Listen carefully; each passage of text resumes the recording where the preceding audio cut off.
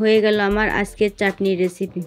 আসসালামু আলাইকুম। আমি আমার ঘরে সাধারণভাবে তৈরি করে দেখাবো চাটনি, টমেটোর চাটনিগুলো কেটে নিয়ে তারপর একটি কড়াইতে করে সিদ্ধ করে নিলাম। তারপর আরেকটি কড়াই দিয়ে প্রথমে তেল ঢেলে দিলাম, তারপর দিয়ে দিচ্ছি পাঁচফোড়ন, পেঁয়াজ রসুন বাটা এবং 3 টুকরো ঝাল।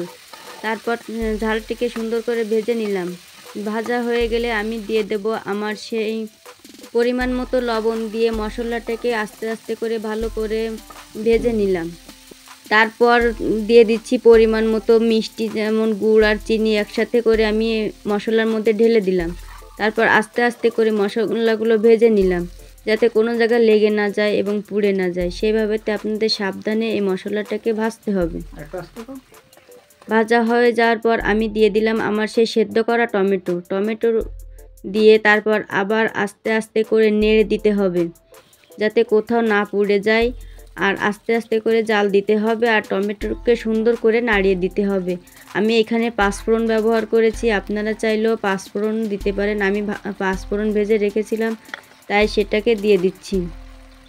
আর যখন এটা দেওয়া হয়ে যাবে আবারও আমি ভালো করে আলতো আলতো করে নাড়িয়ে দিতে থাকলাম।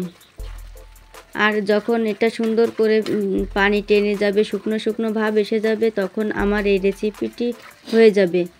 তারপর আমি এটাকে আস্তে আস্তে করে নাড়িয়ে সুন্দর করে নামিয়ে ফেলবো। হয়ে গেল আমার আজকের চাটনির রেসিপি।